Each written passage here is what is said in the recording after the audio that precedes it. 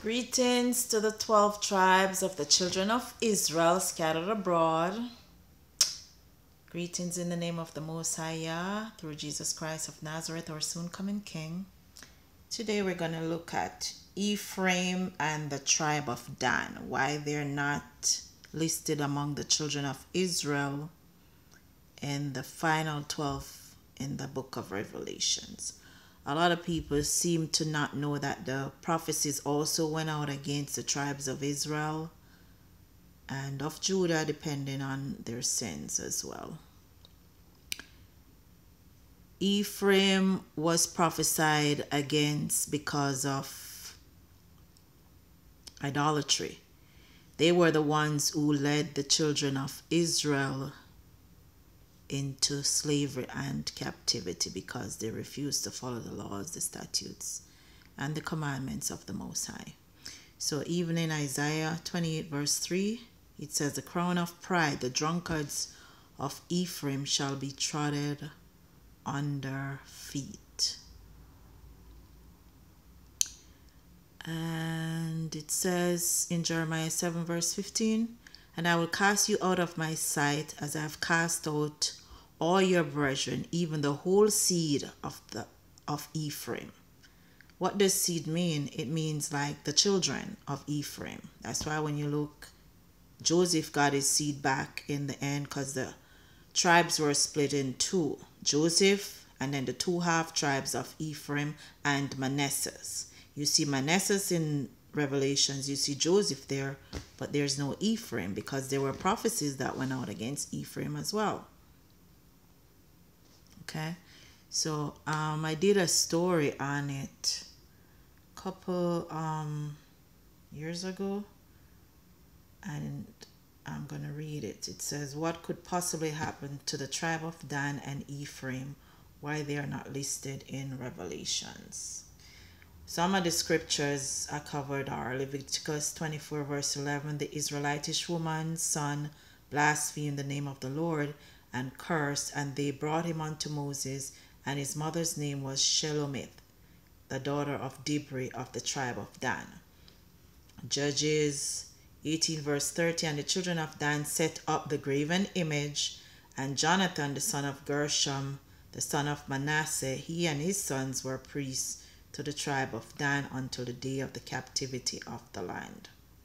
Sorcery, idolatry, and the people who practice it will be cut off by the Most High. That's also in Revelations 21 verse 8. So all the Haitians in Louisiana, in Haiti, Jamaicans, the ones doing Santeria in the islands, if you're still practicing sorcery to this day, you're also going to be cut off. So whatever their foreparents came down with and gave them, the carnivals in Brazil, in Trinidad, it's even in Jamaica now, those things come from Bacchanal, Bacchus. Those are some Greek idols. You practicing those things to this day, you're also gonna die. So that's why you see the Bible doesn't return void when it says these things. Look at the history and see what prophecy went out against what tribe and why some are listed and some are not. Okay?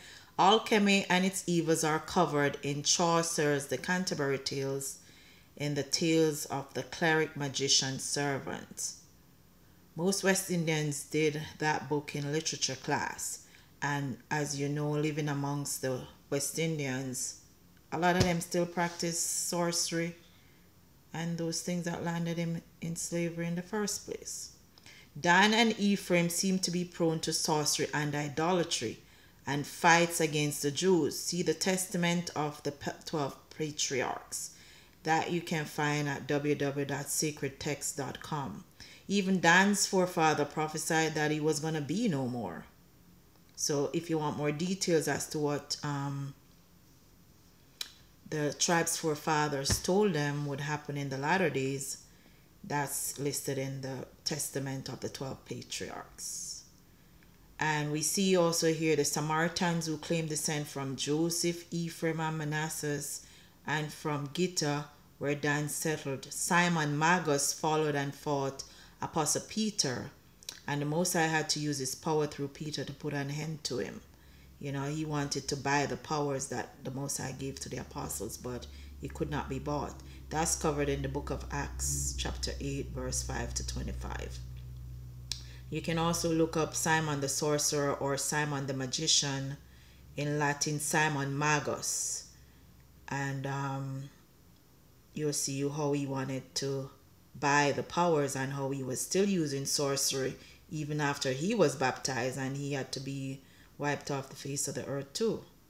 So all those who practice sorcery, the Most High doesn't deal with that stuff,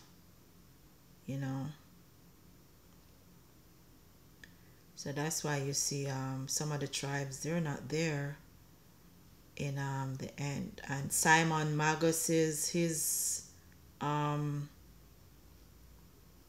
some surviving traditions about him appear in Orthodox texts such as those as Irenaeus, Justin Martyr, Hippolytus, Epiphanes, and their doctrine is covered by a lot of New Age churches.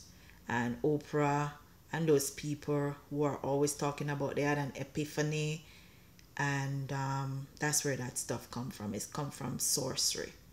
Today, these philosophies and epiphanies continue in many of the tabernacles of Edom and the enemies of Christ listed in Psalm 83 and promoted by many celebrities. And you can look at Eckhart Tolle, and Oprah promoted him on her show, and they live in an age of revitalized New Age mumbo jumbo.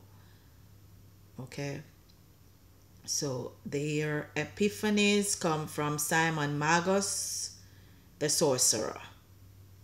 And also all those people who practice those things, you cannot serve Christ and serve sorcery.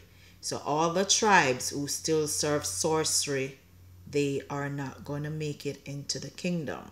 There are many more scriptures, about this in the Bible.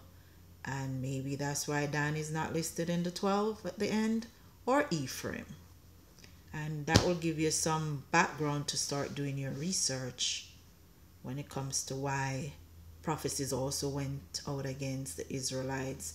Not only just the Edomites or the Canaanites or the Philistines or the Amalekites, Moabites. It went out against some of the Israelite tribes as well. And that's the Most High. He doesn't have partiality.